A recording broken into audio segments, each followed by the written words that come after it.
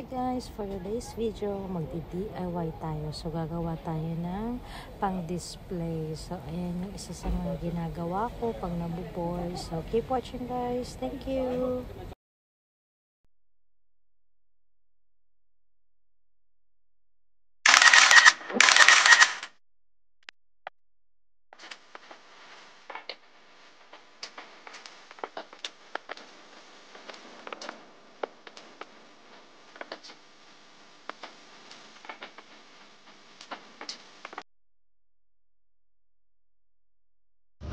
So, ayan, pumutol lang ako ng, ano bang tawag dyan? Sa tube na yan. Basta, ayan, tube na yan. Hindi ginagamit yan pag nagwa-wiring. So, napumutol ako. So, meron akong lumang lagayan ng palmolive. Tsaka, ayan, yung lagayan ng lotion. Sinukat ko lang din. And then, pinutol ko lang din. Tapos, kasi gusto ko siya, di ba, may butas siya sa gitna. So, naisip ko, kung yan lang, dahil may butas siya, so papasok din yung simento sa kanya. So ayan na, lagay-lagay na tayo ng simento. So actually, mahilig din kasi ako manood ng mga DIY na mga ganyan. So pag gumagawa sila, parang ang dali-dali lang. Yung pala mahirap.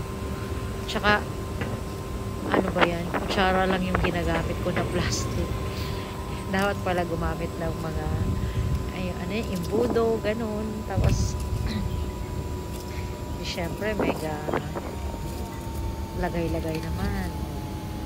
Sinukat ko lang na tama lang yung simento kasi baka mamaya sumobra, sayang naman natuyo. So ayan, hinugasan ko muna.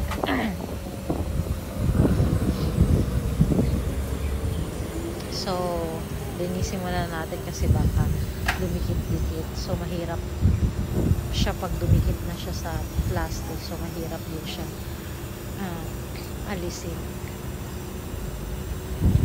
So inugasan ko muna ng maigi. And then ayan, dinagdagan ko na siya. Tsaka ayan, siksik-siksik ko nyari. Tapos ayan. So nilagyan ko ng plastic kasi para hindi pumasok yung semento dito sa butas. So para talagang pag tinanggal ko siya, talagang butas siya. So ayan, yung isa naman.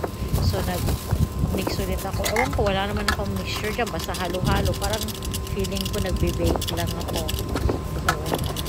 So, parang nagbe-bake ng flour. Halo-halo. Hanggang sa parang tingin mo sakto na yung lapot. So, okay na siya. So, medyo naparami ko yung tubig. So, dinagagan ko ulit ng semento. So, actually, yung semento na yan, mga sobra lang yan ng mga workers, yung mga hindi na ginagamit. So, sayang naman kung itatapon, kaya naisip kong gumawa ng pang-display. So, ayan, mano-mano yung paglagay. Medyo malaki to, so isang malaki at isang maliit. So, nakita ko na medyo magkahawig sila ng design.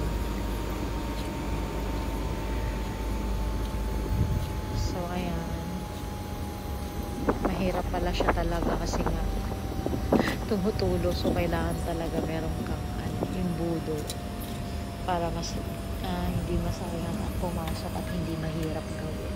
So, syempre, hugasan ko muna ulit para hindi siya madumi.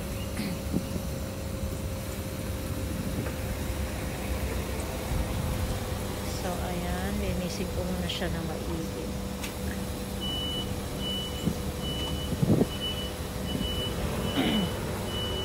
So, medyo mas malaki kasi to, kaya mas maraming kalat.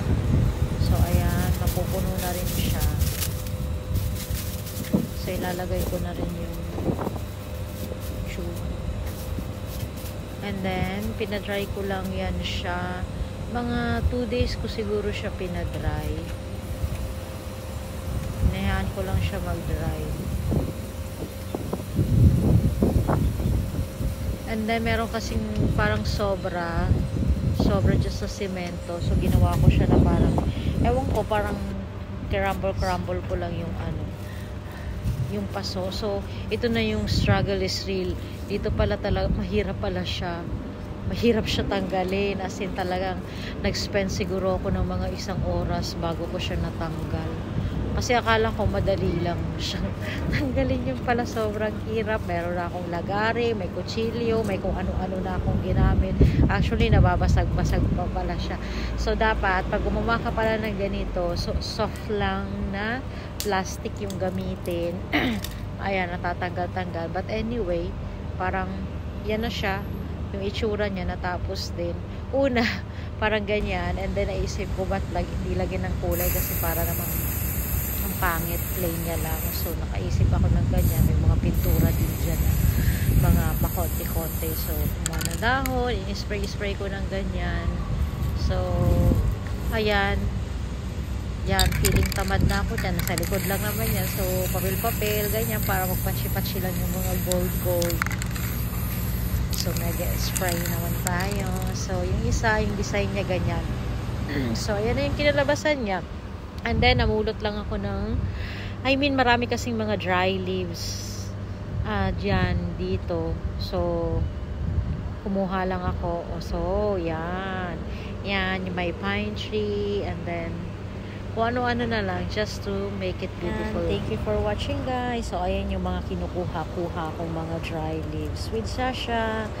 Thank you for watching.